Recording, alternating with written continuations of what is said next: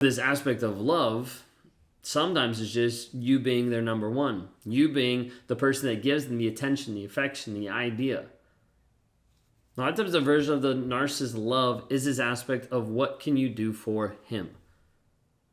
It's not this selfless aspect, it's not this caring aspect that he has for you, but it's like, what can you do for me? What does it mean when a narcissist says, I love you? Like it was on the first date that he said, I love you. Spread out throughout the relationship, he started to say, I love you more and more. And then sometimes it felt like it was just like a rote thing, like it just happened over and over. And you're like, does this person actually mean it? Do they actually care? Because it just seems to pop out. And sometimes it seems to pop out in like random or like weird places. And then that I love you seems to be the claim to fame of like, this is how I am here for you, just because I love you. And it starts to mean a little bit less and less and less. And you're wondering like, wait a second, like what does this actually mean? Do you actually understand the level or the depth or the understanding of what I love you actually means to me? You see, with narcissism, a lot of times it's very complicated. We're talking about a personality disorder, and we're talking about traits that people have that make life very confusing of what is actually real. Typically because it's hidden underneath a facade of a new mask, of a different version, of a different persona that a person is putting out there to manipulate and to control to get what they want. And when we talk about narcissism, you're trying to understand it a lot of times from a logical standpoint, and it doesn't always make sense logically. Sometimes it's irrational fears, irrational thoughts, and different aspects of running away from shame that doesn't make sense to you because of your upbringing or because of how they started to process different pieces of life. So when we bring up this aspect of talking about narcissism and saying, I love you, it doesn't seem to make sense at times of what they actually say and what they actually do. And if you guys are new here, I'm a narcissist. I'm a self-aware narcissist on this channel to help people have awareness of what's going on. I meet with people daily to help them understand the pieces and the nuances of it so they can start to get free from the trauma bond. Oftentimes when a narcissist says, I love you, and then they seem to demonstrate the exact opposite, it starts you into this aspect of cognitive dissonance. And cognitive dissonance is at its base root level, the idea of holding two opposing thoughts at the same time. Do I believe their words or do I believe their actions? Do I make this choice and get yelled at, or do I make this choice and get the silent treatment? Like, which do I actually do? And so many times a narcissist will leave you in this cognitive dissonance place. This will leave you at a place of anxiety, of high stress, of wondering, what am I supposed to do? How am I supposed to respond? What is actually happening? And it leaves you very confused and oftentimes lost. Sometimes we'll refer to being lost in the fog. The fear, the obligation, and the guilt of being in a relationship with a narcissist. But you shouldn't have that, right? Because they also love you. Or at least that's what he said. And so this puts you into this limbo land of like, what does actually make sense? So when we talk about this, when we're talking about narcissism and love, you need to first understand like, what is the narcissist's definition of love? Like, what does love actually mean to them? Every single person is different. For me personally, and what I've seen consistently in talking to different narcissists, there's aspects of love meaning control. One of the first breakups I had was this aspect of a girl that I was with that got her license. And that was part of the cause of the breakup. The real cause is me, but I wanted to blame it on something else. For me, what that meant is she just got her freedom. Now she no longer gets driven around by me. Now we no longer connect in that way. Now I no longer have control. And instead I wanted to spiral out and be like, okay, like she's going to get her own freedom. She's going to do her own thing. She's going to leave me. Like all this kind of stuff made me excessively controlling, overbearing. That caused the relationship, among other things, to be able to fall apart. But that aspect, I thought I was being loving. I thought I was being, like, that's the story I would tell myself.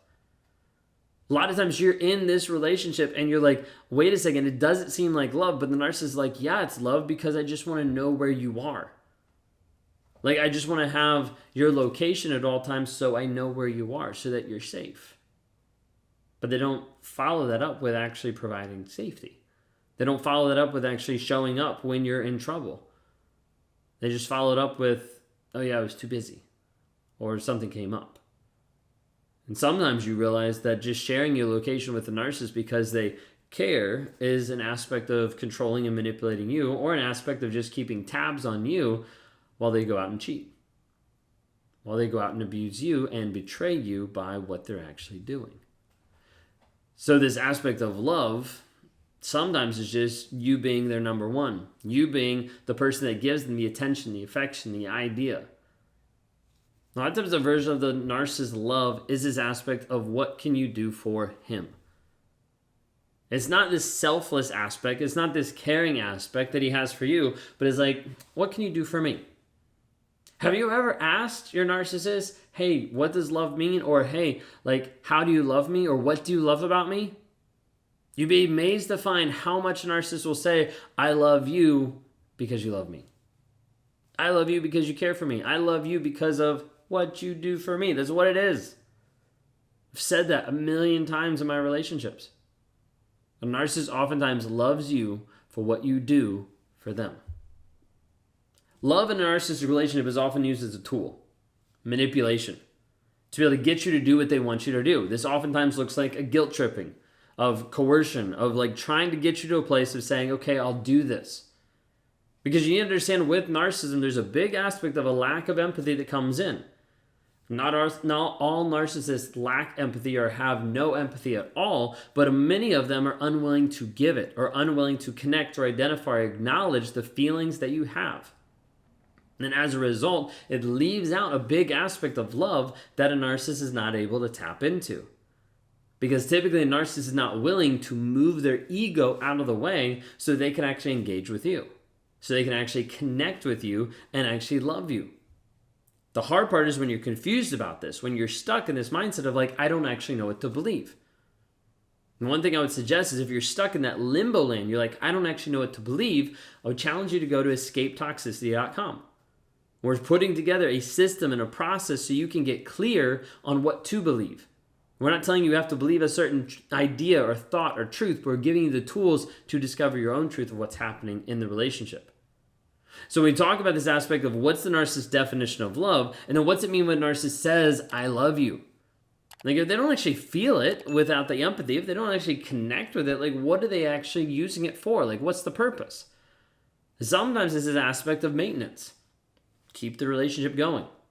You grease the wheel a little bit. Give the car a little bit of oil. Keep it moving because I love you is required to have a good romantic relationship, right? So like it has to look good to society. Like is what you need to hear in the moment to keep you on the hook. Sometimes there's completely different meanings. Like it might mean different things to others, so it's helpful to clarify of like, wait, what do you actually mean when you say I love you? Well, and they start to spiral out because they don't have a good definition. They just know this is what you do. This is how you show up. This is how you respond to get what you want. You need to be able to work through knowing like the true intentions behind what they say and what they do. Like understanding how does this actually match? How does this actually show when how they act? And you need to understand the narcissistic I love you is how oftentimes they use it to be able to control you, to be able to subdue you, to be able to get you to the place of saying like, oh, okay, yeah, it's okay that you just abused me because you love me, right? And you start to get locked into this relationship where they start to guilt trip you, where they start to get you this affection and this attention not to leave them, to stay with them. Oftentimes this I love you piece is like a power play in the relationship. Because they said it first, they've said it longer, and they've said it the most, so they must actually love you. Like, if they tell a lie long enough, you'll actually believe it. Even if it's not true, and even if it's not demonstrated. So oftentimes they'll bring this aspect of love, they'll show this love, but it won't be to you, it'll be to everyone else. But they'll tell you that they love you.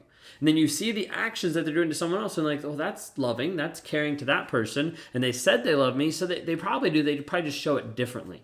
Or maybe they're just comfortable in the relationship, so they don't really show it the way that they show it with other people. But you start to like scratch your head sometimes and be like, but why don't they show it to me? Because oftentimes a narcissistic I love you lacks depth, lacks emotional intelligence. A narcissistic relationship typically is one that is very, very shallow. Because they're not able to tap into their emotions. They're not able to tap into stuff that's underneath the surface because they don't want to actually flesh that out. They don't want to actually admit who they are, the things that they've done, how they've hurt other people. And so this aspect of like, I just need to be able to hide it and be able to move on. Let's just talk about the weather and, have a great date and have sex and me control you and just continue moving on. Like that's oftentimes what's happening. Narcissist oftentimes like says, I love you, but they demonstrate the opposite. And you need to understand not to go off of the words, but go off the demonstration. When the narcissist says, I love you, but he's texting 15 other women, that doesn't demonstrate love. When narcissist says, I love you because I provide for you, but when he shows up home, he's checked out and is unwilling to engage emotionally with you or the kids, he's not actually demonstrating love. When a narcissist says, I love you, but he's unwilling to respect your boundaries or understand when you're feeling hurt or frustrated, how to actually respond, he's not really demonstrating that he loves you.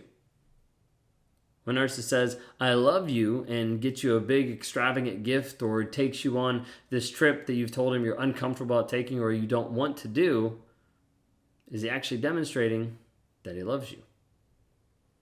Oftentimes they'll say one thing and then doesn't show it. Say they care, but they don't show up, but they don't keep their word. Say they love, but they're interacting with other people. They're texting other women. They have these work wives, like all these different pieces that come to fruition. You're like, wait a second, this doesn't actually match up. A narcissist's love is known by what is demonstrated. That's it. If you can take one thing from the video, I'd say just understand that. It doesn't matter what they say. It matters what they do. It matters how they show up on a day-to-day basis. If you're struggling with this concept and wondering how to get free, please go to escapetoxicity.com. You can watch a video that I put up to help you understand a little bit more, and you can even walk through like the daily progress and what you're going to be going through on a daily basis for 7 days to be able to start to change your mindset, to be able to start to get free from that toxicity. So check it out, escapetoxicity.com.